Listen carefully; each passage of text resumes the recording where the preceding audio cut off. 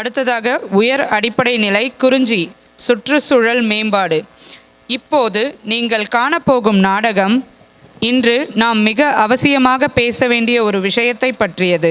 அதுதான் சுற்றுச்சூழல் பாதுகாப்பு மற்றும் மேம்பாடு.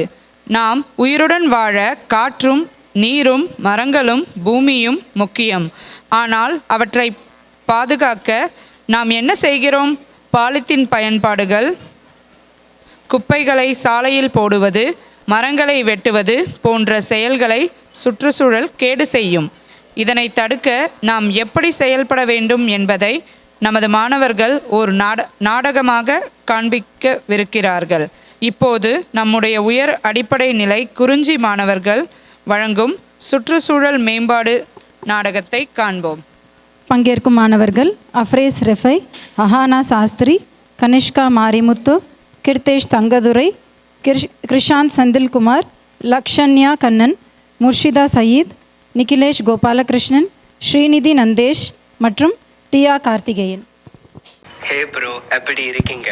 நான் நல்லா இருக்கேன். இது என்ன புது வண்டியா இருக்கு? ஆமா, இது ஈவி மின்சார வாகனம். அப்படி போடு. இதுல என்ன புதுசா இருக்கு? ஓ, இது பேட்டரியில ஓடுது அண்ட் கேஸ் யூஸ் பண்ண தேவையில்லை. அதனால புகை இல்லை, ஸோ காற்றுல பொல்யூஷன் இல்லை. ஒரு நல்ல காதை சுவாசிக்கலாம். இதனால நம்ம என்வாயன்மெண்டலுக்கும் நல்லது. நாளையா உலகம் நல்லா இருக்கும். அப்போ எனக்கு இனிமேல் ஈவி தான். எத்தனை நாளுக்கு தான் நல்லவான இருக்கிறது? எங்கேன் ஸ்பான்சர்ஸ்? அப்பா, அம்மா. ஏய், நீ இன்னும் மாறலையா? அது ட்ராஷ் இல்ல, ரீசைக்கிளிங். எல்லாம் குப்பை தான். அப்படி இல்லை, இது ரீசைக்கிள். இதுல இருந்து பல வகையான பொருட்கள் செய்யலாம். எந்த குப்பையில இருந்தா? இதுல இருந்து பார்க் பெஞ்ச், டாய், பாட்டில், கப், பிளேட் இந்த மாதிரி செய்யலாம். ஓ, இது நல்லதா ஆக்கே. அட்லீஸ்ட் குப்பை அதிகம் ஆகமே இந்த பொம்மையை பாதுகாக்கலாம். இப்போ புரிஞ்சுதா? நீங்க எல்லாருமே ரீசைக்கிள் ப்ராசஸ்க்கு உதவி செய்தீங்கன்னா வருங்கால உலகத்துக்கு உதவலாம். ஏய், ரொம்ப போர் அடிக்குது. நம்ம எல்லாம் போய் வெள்ளை சாப்பிடலாமா? ஓ, அது சூப்பர். நல்லா ஃபேன்சியா இருக்கும். ஓ, இதான் உங்க ஊர் சூப்பரா? வீட்டுக்கு வெளியே உட்காந்து சாப்பிடுது. ஓப்பன் ஸ்பேஸ், நேச்சுரல் ஏர், இந்த மாதிரி செடி, கொடி, பிளான்ஸ், மரம் எல்லாம் இருக்கிறதுனால நல்லா சுத்தமான காற்று வரும். இது எல்லாம் கார்பன் டை ஆக்சைடு எடுத்துட்டு ஆக்சிஜன் கொடுக்கும். அதனால எல்லாருக்கும் சுவாசிக்க ஆக்சிஜன் கிடைக்கும். நம்ம எல்லாரும் முடிஞ்ச வரைக்கும் மரத்தை வச்சு இந்த உலகத்தை காப்பாற்றணும். இங்கே அசோகர் ரோட்டு மரம் நட்டார் படித்தேன். இப்போ ரோட்டு மட்டம் தான் இருக்கு, மரத்தை காணோம். பசிக்குது. ஓ, அப்போ இந்த paper plate, no plastic plate, அந்த கனமான போன மரம் எல்லாம் இங்கே தான் இருக்கு.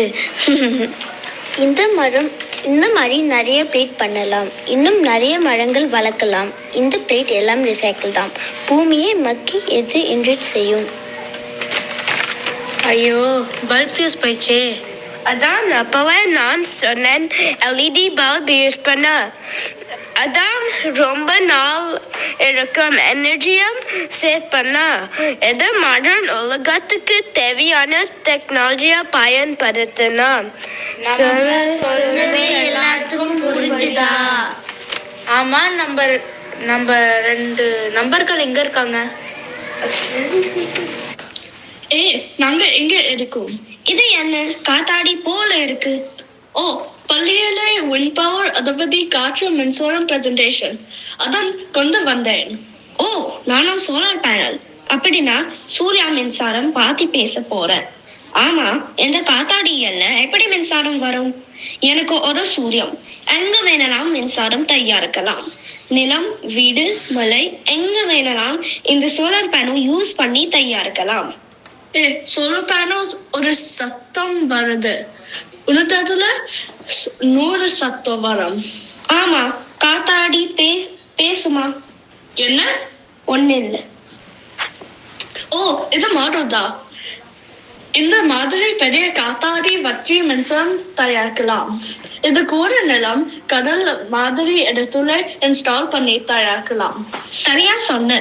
இதனால சுற்றுச்சூழல் மாசுபடுமே, நமக்கு தேவையான மின்சாரம் தயாரிக்கலாம். தம்பி, உன்னதான் நீங்களும் இதை யூஸ் பண்ணி பேட்டரி சார்ஜ் செய்யலாம். ஆமா, பார்த்து கத்துக்கோங்கப்பா.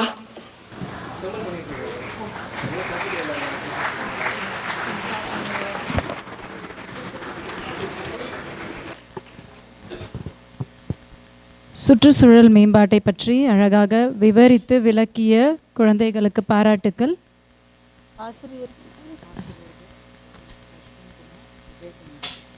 ஆசிரியர்கள் அஸ்வின்குமார் மற்றும் விஜயகுமார் அவர்களை மேடைக்கு அழைக்கிறோம்.